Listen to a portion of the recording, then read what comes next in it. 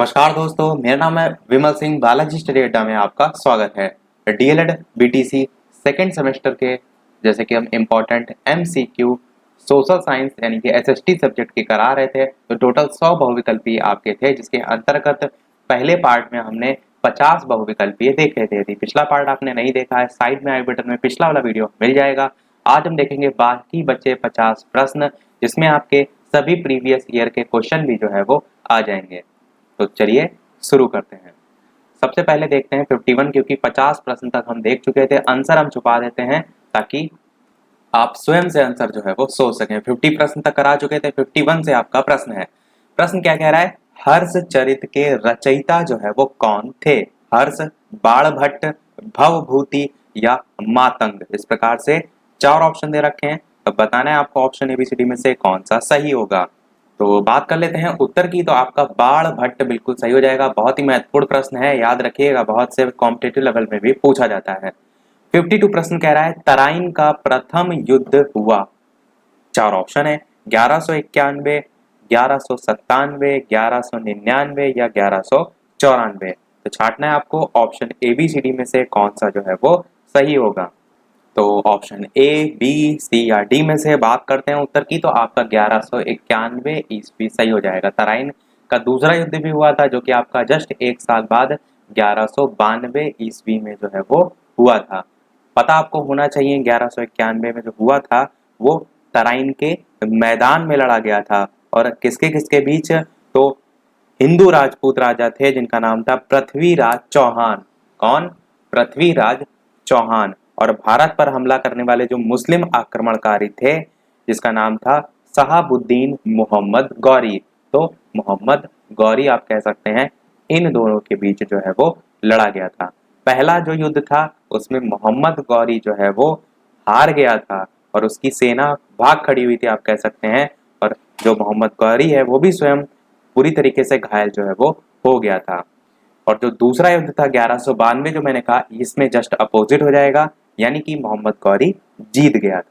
तो ये आपके दोनों युद्ध आपको याद रखने हैं। 53 प्रश्न कह रहा है पाल वंश की स्थापना जो है वो की।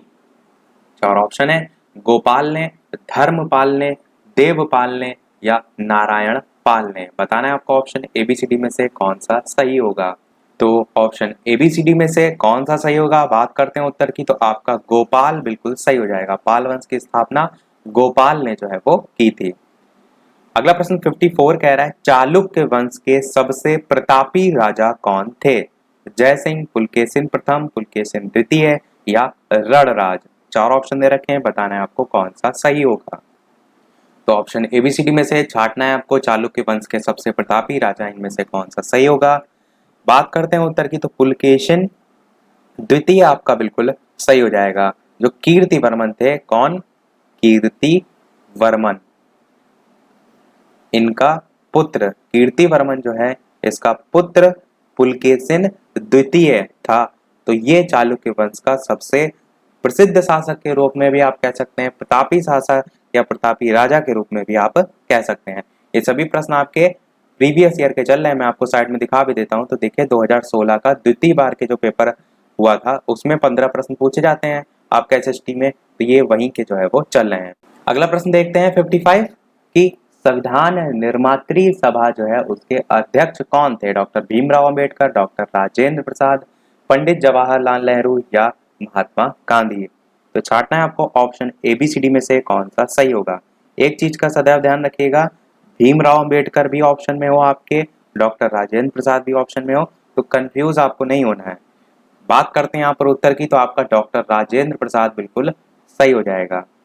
संविधान निर्मात्री सभा के अध्यक्ष डॉक्टर राजेंद्र प्रसाद थे। और इनके पहले संविधान सभा की जो पहली बैठक है उसकी अगर तारीख की बात करें तो आप क्या कहेंगे? 9 दिसंबर 1946 1946 को पहली बैठक हुई थी। और इस बैठक में जो सच्चिदानंद सिन्हा थे उनको अस्थायी अध्यक्ष जो है वो घोषित किया गया था। कई बार अस्थायी अध्यक्ष ही आपसे जो है वो डायरेक्ट पूछा जाता है।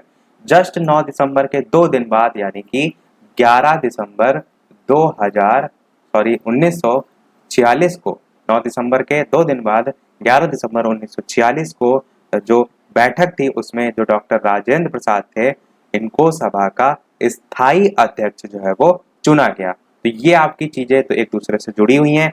अस्थायी अध्यक्ष पहले 9 दिसंबर को सचिदानंद सिन्हा जी को चुना गया, उसके 2 दिन बाद ही डॉक्टर राजेंद्र प्रसाद को जो है वो चुना गया। देखते हैं अपना अगला प्रश्न 56। अगला प्रश्न 56 कह रहा है कि भूजल स्रोत है। 4 ऑप्शन है, बताना है आपको। वर्षा का जल, तालाब, नदी या सभी। तो भूजल स्रोत की बात की गई है, यहाँ पर ध्यान दीजिए। देखने में आपको ऑप्शन सभी लग सकता है, पर कौन सा सही होगा? आपका जो मुख्यतः स्रोत होता है वो आप वर्षा का जल लेते हैं, तो यही आपका सही हो जाएगा। 57 प्रश्न कह रहा है कि मकर संक्रांति के समय सूर्य सीधा चमकता है। कर्क रेखा पर, विषुवत रेखा पर, मकर रेखा पर या ध्रुवों पर।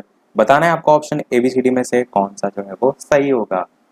बात करते हैं उत्तर की, तो बिल्कुल मकर संक्रांति के समय जो सूर्य है वो सीधा किस पे? मकर रेखा पर जो है वो चमकता है। अगला प्रश्न है आपका कि भारत का मानक समय निर्धारित किया जाता है।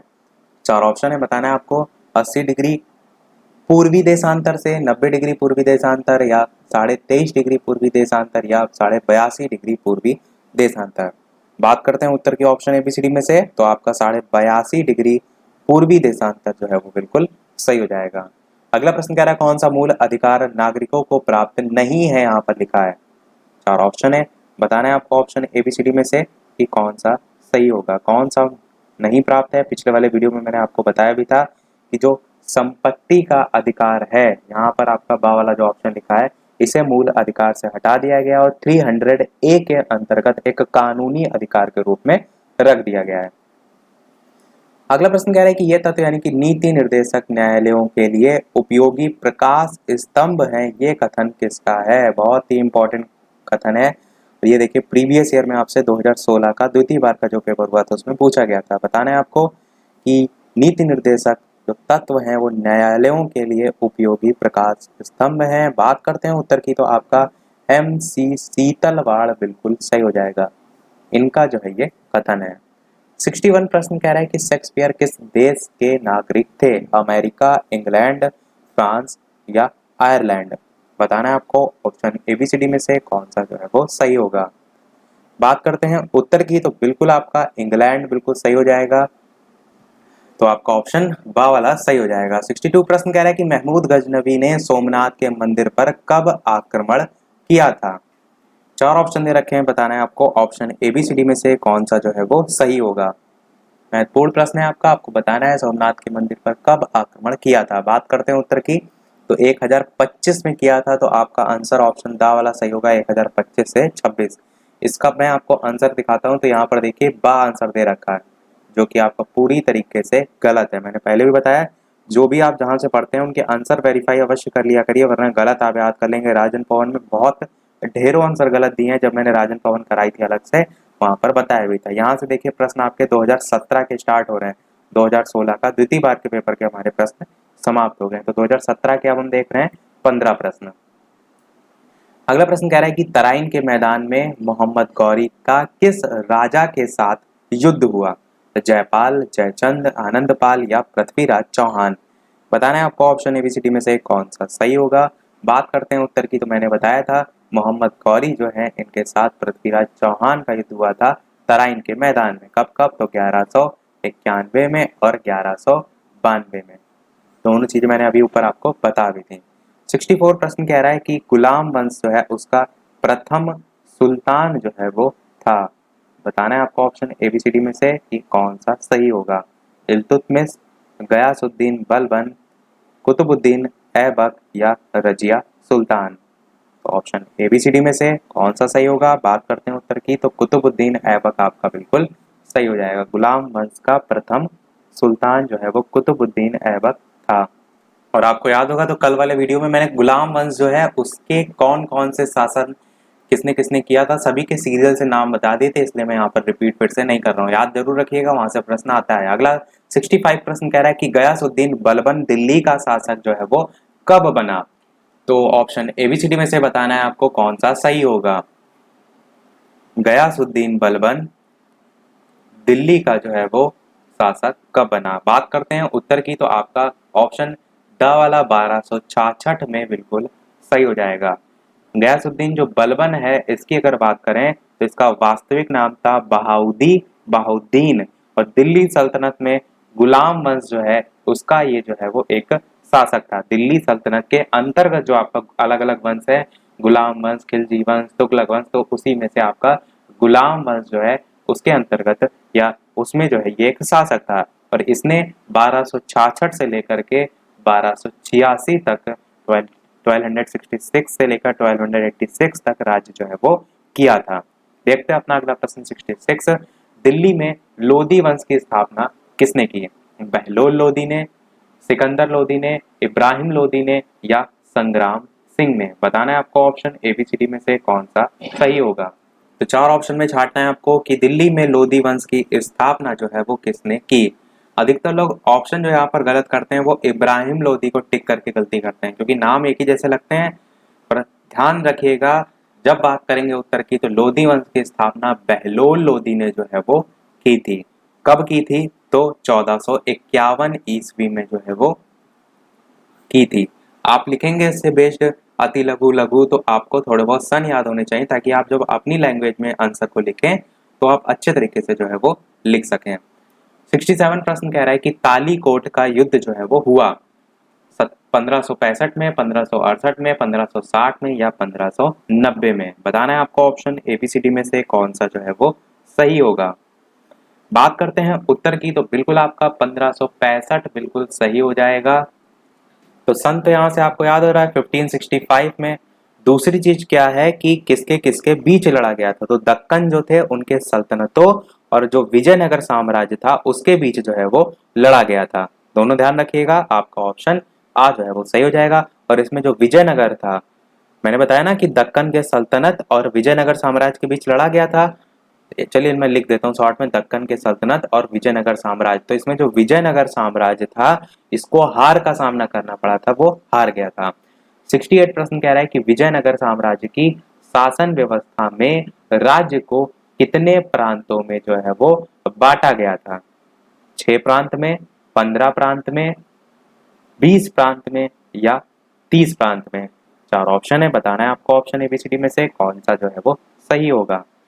बात करते हैं उत्तर की तो बिल्कुल आपका पहला ऑप्शन सही हो जाएगा, यानी कि 6 प्रांत में जो है वो बांटा गया है विजयनगर साम्राज्य की शासन व्यवस्था में अगर बात की जाए राज्यों को।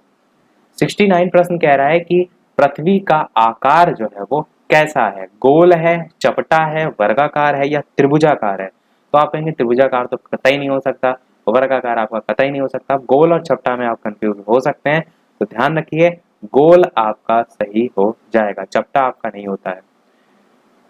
प्रश्न ये 2017 के आपके चल रहे हैं, प्रीवियस ईयर के, सभी आप प्रीवियस ईयर की जो है वो प्रैक्टिस कर रहे हैं। प्रश्न आपका अगला 70 कह रहा है कि भारत में ग्रीष्मकालीन जो वर्षा है उसका मुख्य कारण जो है वो है चक्रवात होता है, मानसूनी हवाएं होती हैं, व्यापारिक हवाएं होती हैं या पछुआ हवाएं होती हैं?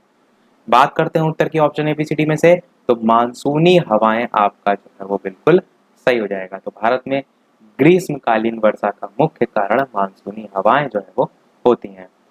71 प्रश्न आपका कह रहा है कि संविधान लागू किया गया 1946 में, 1949 में, 1950 में या 1948 में? बात करते हैं ऑप्शन एबीसीडी में से कौन सा सही होगा। तो आप कहेंगे 1950 में जो है वो लागू किया गया। देखते हैं अपना अगला प्रश्न 72। सेल्यूकस तथा चंद्रगुप्त मौर्य के बीच युद्ध कब हुआ था? 326 ईसा पूर्व में, 321 ईसा पूर्व में, 322 ईसा पूर्व में या 305 ईसा पूर्व में? बताना है आपका ऑप्शन एबीसीडी में से कौन सा जो है वो सही होगा। बात करते हैं उत्तर की तो बिल्कुल आपका ऑप्शन एबीसीडी में से दा वाला ऑप्शन 305 ईसा पूर्व जो है वो सही हो जाएगा। और जो ये युद्ध हुआ था उसमें चंद्रगुप्त मौर्य ने 305 ईसा पूर्व में जो सेल्यूकस निकेटर था इसको हरा दिया था, या कह सकते हैं पराजित कर दिया था। उसके बाद इन दोनों के बीच संधियां हुई थी, और जो संधि हुई थी उसी के तहत मैंने पिछले वाले वीडियो में आपको बताया था कि जो सेल्यूकस निकेटर का राजदूत था जिसका नाम था मेगास्थनीज, वो मेगास्थनीज इस चंद्रगुप्त मौर्य जो है उसके दरबार में जो है वो नियुक्त किया जाए। तो ये शर्त के अंतर्गत था और मेगास्थनीज की पुस्तक आप सभी जानते हैं इंडिका, जो बार बार आप देखेंगे जो है आपको पेपर में पूछी जाती है। और जो संधियां थी उसमें ही और संधि थी जो कि डिटेल में मैंने जब पढ़ाया था, आप देख सकते हैं सोशल साइंस वाली प्लेलिस्ट में सेकंड सेमेस्टर की, कि 500 हाथी भी लेने के लिए जो है सेल्यूकस निकेटर और चंद्रगुप्त मौर्य जो है उसमें संधि हुई थी। और जो सेल्यूकस निकेटर है इसकी पुत्री थी जिसका नाम था हेलेन। क्या नाम था? हेलेन। तो इसका विवाह जो है वो चंद्रगुप्त मौर्य से कर दिया जाए, ये भी शर्त के अंतर्गत आता था। तो ये सभी शर्तें थी। 73 प्रश्न कह रहा है कि मौर्य साम्राज्य का अंतिम सम्राट जो है वो कौन था? अशोक था, कुणाल था, बृहद्रथ था या पुष्यमित्र था? बताना है आपको option A B C D में से कौन सा जो है वो सही होगा। बात कर लेते हैं उत्तर की, तो बिल्कुल आपका सा ऑप्शन सही हो जाएगा। बृहद्रथ जो है आपका मौर्य साम्राज्य का अंतिम सम्राट था। नॉर्मल जब आप पढ़ते हैं तो आप अशोक तक ही देखते हैं कि अशोक ने आखिरी में जो है वो धर्म चक्र परिवर्तन, वो सारी चीजें, पर ध्यान रखिएगा बृहद्रथ जो है वो अंतरिम सम्राट था। 74 प्रश्न कह रहा है कि गुप्त संवत का जो प्रारंभ वर्ष है वो क्या है? 319 ईस्वी, 375 ईस्वी, 380 ईस्वी या 335 ईस्वी? तो ऑप्शन एबीसीडी में से कौन सा सही होगा? बात करते हैं उत्तर की, तो 319 ईस्वी आपका जो है वो सही हो जाएगा, गुप्त संवत अगर आपसे कहा जाए। और क्या पूछा जाता है? शक संवत भी आपसे पूछा जाता है। शक संवत अगर आपसे पूछा जाए तो आप कहेंगे 78 ईस्वी। ये कुछ है आपसे पूछे जा सकते हैं। 75 प्रश्न कह रहा है दशावतार मंदिर जो है वो है भूमरा, देवगढ़, खजुराहो या भीतरगांव? बात करते हैं उत्तर की, तो देवगढ़ आपका बिल्कुल सही हो जाएगा। प्रश्न कुछ इस प्रकार से भी पूछा जाता है, जैसे कि दशावतार मंदिर है तो आपसे लिखा जाएगा कि दशावतार मंदिर किस भगवान को समर्पित है? तो आप क्या कहेंगे? विष्णु भगवान। अगला प्रश्न देखते हैं 76, पाल वंश की स्थापना किसने की थी? 4 ऑप्शन है। और देखिए ये प्रश्न आपका अभी पहले भी आया था, यहाँ फिर से क्यों पूछा जा रहा है? क्योंकि यहाँ से आपके जो इससे पहले प्रश्न देख रहे थे वो 2017 के समाप्त हुए। पाल वंश के बाद वाले प्रश्न जो है आपके वो स्टार्ट हो रहे हैं 2019 का जो प्रथम बार पेपर हुआ था उसके। तो ये आपका लास्ट प्रश्न है। पाल वंश की स्थापना मैंने आपको बता दी थी, गोपाल ने जो है वो की थी। 77 प्रश्न से आपके जो प्रश्न है वो स्टार्ट हो रहे हैं सबसे लेटेस्ट के, यानी कि 2019 के। आप अपने आप को इस प्रकार से चेक कीजिए कि अगर आप पेपर देते तो 15 प्रश्न में से कितने जो है वो सही कर पाते। चलिए 77 प्रश्न की बात करते हैं। सम्राट अशोक के पिता जो है वो थे। और एक चीज और ध्यान दीजिए, यहाँ से 2019 के पहले प्रथम बार के पेपर हम देखेंगे, फिर द्वितीय बार के, तो 2 बार आपके 15-15 करके प्रश्न जो है वो होंगे। तो 4 ऑप्शन में से बताना है आपको कौन सा सही होगा। बात करते हैं उत्तर की, तो आपका बिल्कुल बिंदुसार जो है वो बिल्कुल सही हो जाएगा। अगला प्रश्न देखते हैं, बाघ की गुफाएं हैं महाराष्ट्र में, उत्तर प्रदेश में, मध्य प्रदेश में या छत्तीसगढ़ में? बताना है आपको ऑप्शन एबीसीडी में से कौन सा सही होगा। बात करते हैं उत्तर की, तो बिल्कुल आपका मध्य प्रदेश जो है वो बिल्कुल सही हो जाएगा। बाघ की गुफाएं मध्य प्रदेश में हैं। मोस्ट इंपॉर्टेंट अगला है, रचना आपसे पूछी गई है, मुद्रा राक्षस जो नाटक है इसके लेखक जो है वो कौन थे? बहुत बार पूछा जाता है कॉम्पिटिशन लेवल में ये क्वेश्चन। बताइए जल्दी से, शूद्रक, विशाख दत्त, कालिदास या भारवी में से कौन सा सही होगा? बात करते हैं उत्तर की ऑप्शन एबीसीडी में से, तो विशाख दत्त आपका बिल्कुल जो है वो सही हो जाएगा। अगर बात करें थोड़ा सा मुद्रा राक्षस के बारे में, तो मुद्रा राक्षस जो है वो संस्कृत का एक ऐतिहासिक नाटक है। यदि विधा पूछी जाए तो आप क्या कहेंगे? एक नाटक है और इसके रचयिता विशाख दत्त हैं। इनकी रचना जो है वो 4वीं शताब्दी में जो है वो हुई थी। इसमें जो चाणक्य हैं और चंद्रगुप्त मौर्य हैं, इन दोनों के संबंधी जो एक वर्णन की अगर बात करें, और जो चाणक्य थी उसकी राजनीतिक सफलताओं की बात करें, तो उन सभी का विश्लेषण इसमें देखने को मिलता है। 80 प्रश्न कह रहा है, गुप्त काल की भाषा जो है वो कौन सी थी? पाली, हिंदी, प्राकृत या संस्कृत? बताना है आपको ऑप्शन एबीसीडी में से कौन सा जो है वो सही होगा। तो ऑप्शन एबीसीडी में से छांटना है आपको कौन सा जो है वो सही होगा। देखिए गुप्त काल की अगर भाषा की बात करें तो आपकी प्राकृत भाषा भी आपको देखने को मिलती है, संस्कृत भी भाषा देखने को मिलती है, परंतु गुप्त काल की अगर बात करें राजकीय भाषा की, किसकी बात करें? अगर राजकीय भाषा की, तब आपकी जो है वो संस्कृत जो है वो राजकीय भाषा है। इसलिए यहाँ पर आप ऑप्शन दा को जो है वो टिक करेंगे।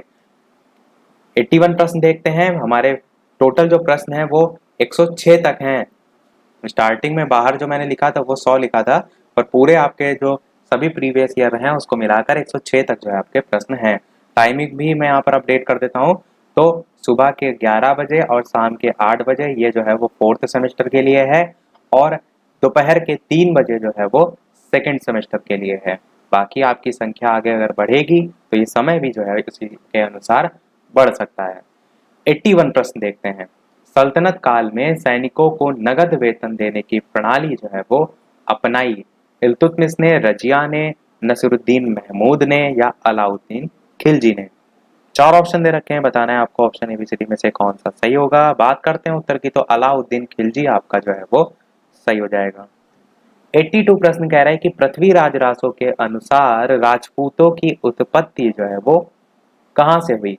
प्राचीन क्षत्रियों से हुई, या ब्राह्मणों से हुई, या विदेशियों से, या अग्निकुंड से? बात करते हैं उत्तर की, तो अग्निकुंड आपका बिल्कुल सही हो जाएगी। सारी मान्यता है तो वही यहाँ पर भी पूछा गया है। 83 प्रश्न कह रहा है कि सूफी संत निजामुद्दीन औलिया की जो दरगाह है वो कहाँ स्थित है?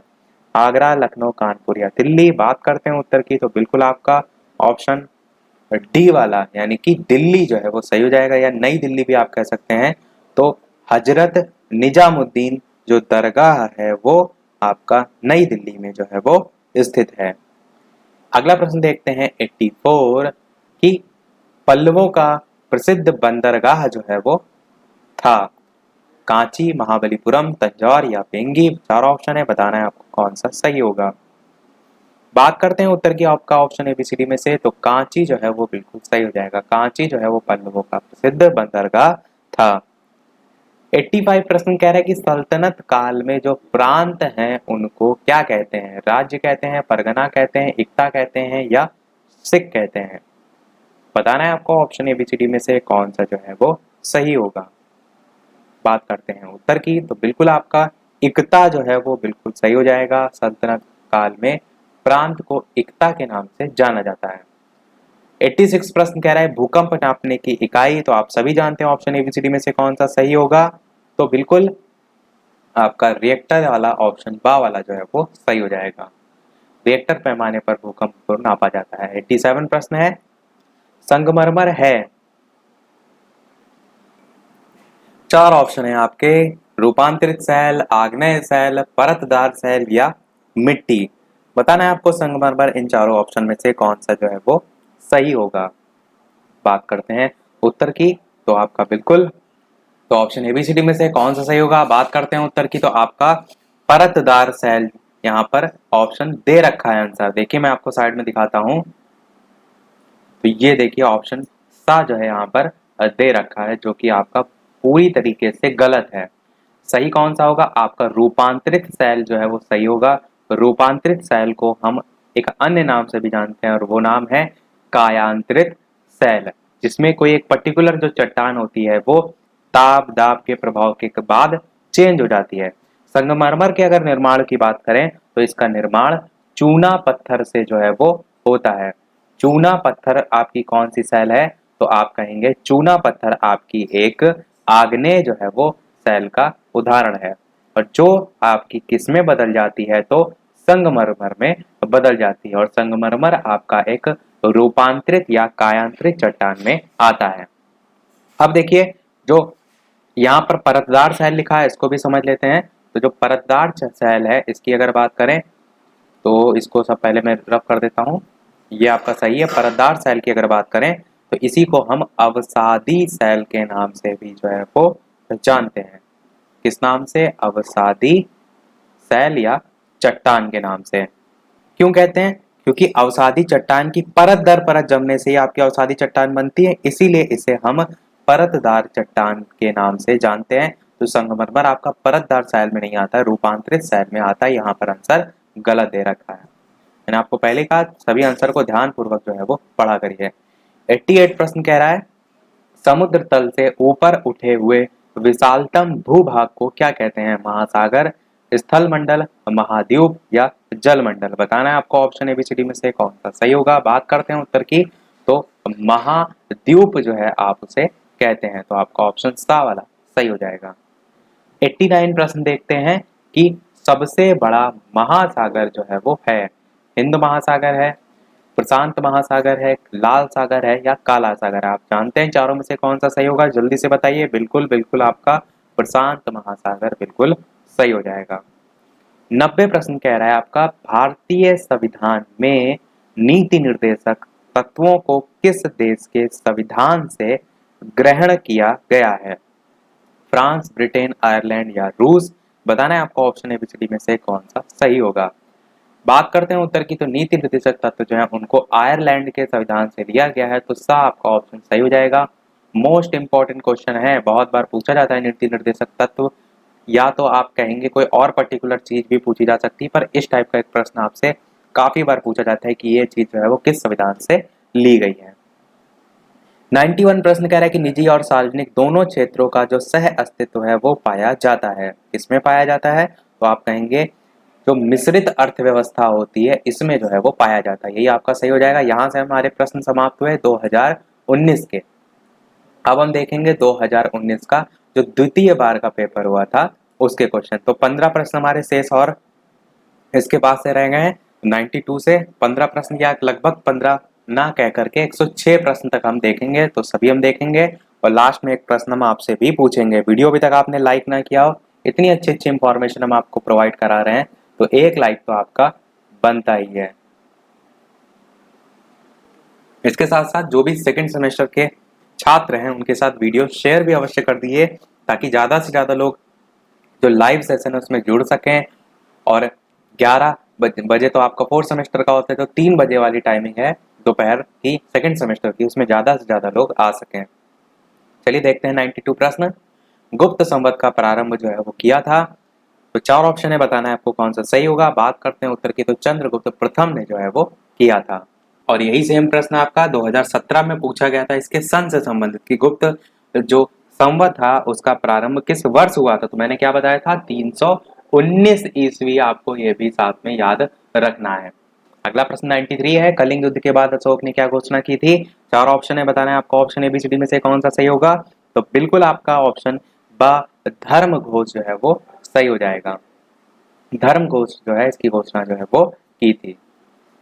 ये सभी आपके सबसे लेटेस्ट के प्रश्न हैं, अच्छी सी प्रैक्टिस करने के साथ साथ ये भी कोशिश कीजिएगा इनसे संबंधित जो भी आपके प्रश्न पूछे जा सकते हैं उनको याद कर लीजिएगा, क्योंकि आप देख रहे हैं पर्टिकुलर सिंगल ही टॉपिक से अलग प्रकार से प्रश्न, जैसे 2017 में पूछा गया गुप्त संवत का सन, यहाँ पर पूछ लिया गया किसने उसको लाया था, तो जोड़ कर याद रख लीजिएगा। 94 प्रश्न कह रहा है कौन गुप्तकालीन स्वर्ण मुद्रा है? इसमें से कौड़ी, दिनार, निष्क या पर्ण?